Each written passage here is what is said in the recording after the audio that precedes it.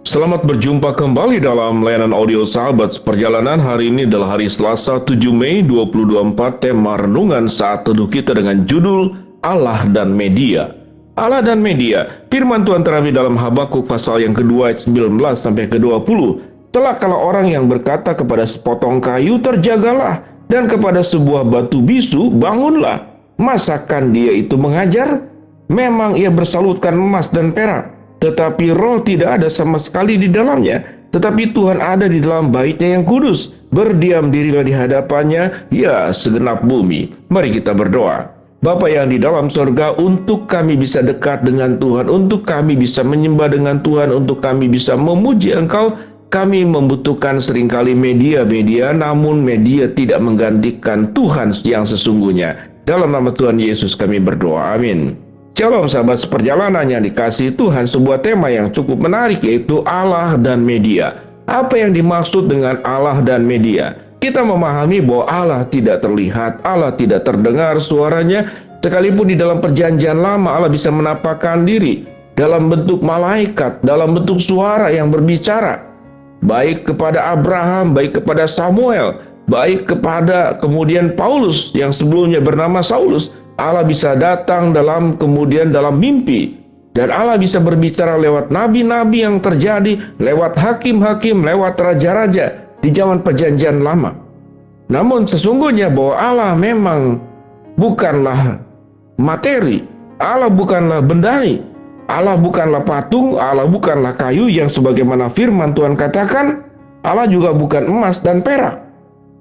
Firman Tuhan berkata apa? Celakalah orang yang berkata kepada sepotong kayu, terjagalah, dan kepada sebuah batu bisu, bangunlah. Masakan dia itu mengajar? Memang ia bersalutkan emas dan perak, tetapi roh tidak ada sama sekali di dalamnya. Tetapi Tuhan ada di dalam Bait-Nya yang kudus. Berdiam dirilah di hadapannya, ya segenap bumi. Apa yang disebutkan di dalam ayat 19 itu berbicara tentang media. Kita di dalam berdoa kita membutuhkan media, mungkin foto Tuhan Yesus, mungkin salib, itu media. Media-media tersebut pada dasarnya adalah hanya sebuah perwakilan. Karena kalau kita berbicara tentang media di alam semesta pun itu menceritakan tentang penyembahan kita kepada Allah.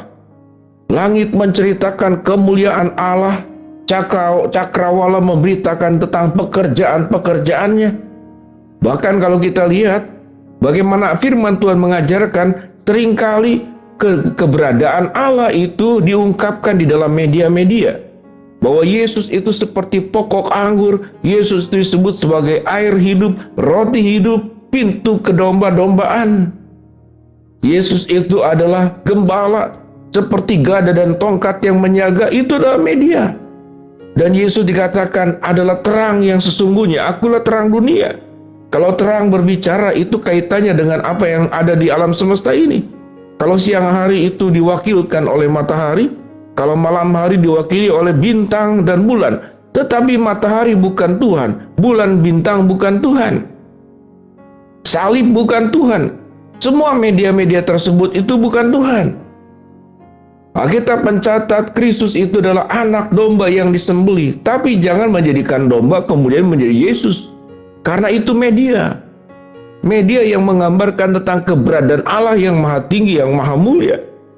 Bahkan kita belajar tentang bahwa kasih Allah itu berlimpah sedemikian luar biasa, yang jumlahnya itu tidak bisa dihitung dengan pasir. Sehingga sewaktu kita melihat butiran pasir, itu media. Media menggambarkan tentang kasih Allah yang luar biasa, berkat Allah yang tidak terhitung jumlahnya, anak cucu yang jumlahnya banyak yang dijanjikan oleh Allah. Dari mulai zaman Abraham, Ishak, dan Yakub, dan sekarang terbukti. Tatkala saya bertanya kepada sahabat seperjalanan, berapa jumlah rakyat manusia di dalam dunia ini? Dulu 5 miliar, mungkin sekarang sudah 6 miliar. Dan 10 tahun lagi, 20 tahun lagi bagaimana? Jadi jumlahnya memang sangat banyak. Aku akan memberikan kepadamu keturunan, jumlahnya itu seperti bintang di langit, seperti pasir di laut. Jadi artinya sahabat perjalanan, media-media tersebut itu jangan sekali-kali tergoda untuk digantikan. Kita tahu dengan jelas bagaimana perjalanan bangsa Israel. Tatkala dia kecewa kepada Allah, dia tidak sabar, dia membangun itu lembu emas, lalu disembahnya.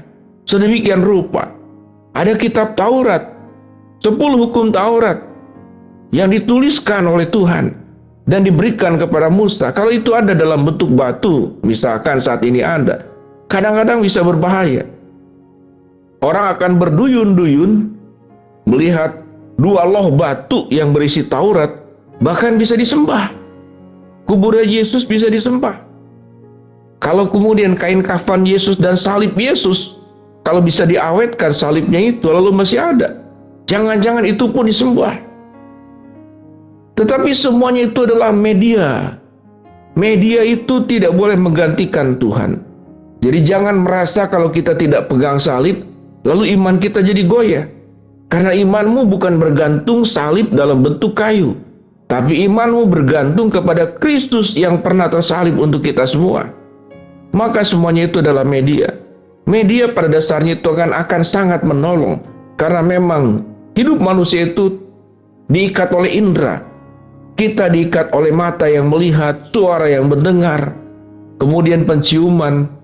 Oleh sebab itu tidak heran dalam perjanjian lama, biarlah kita menjadi dupa yang harum buat Tuhan. Emas, kemenyan, dan mur.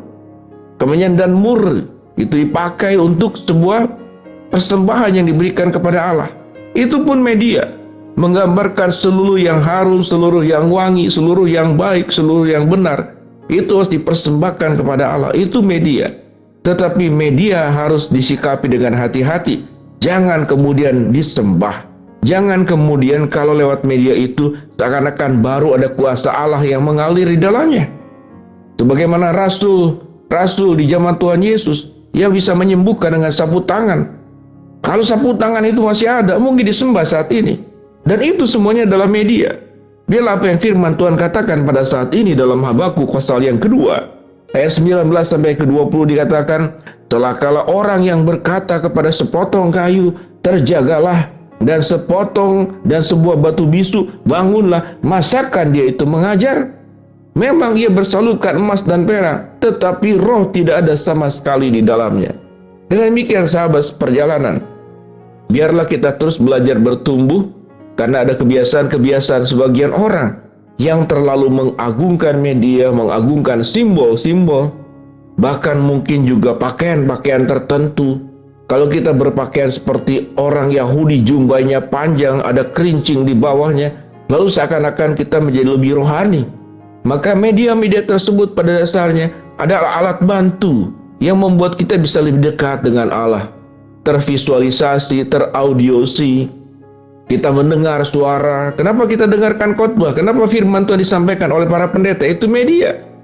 Hamba Tuhan pendeta itu hanya alat di tangan Tuhan menyampaikan suara Tuhan, tetapi suara pendeta tersebut bukanlah suara Tuhan.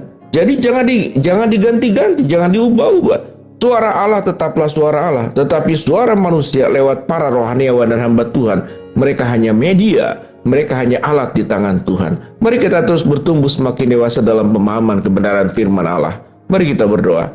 Bapa dalam surga, terima kasih kami sudah belajar tentang Allah dan media. Hamba-Mu berdoa buat sahabat seperjalanan yang sedang sakit, Tuhan jamah sembuhkan.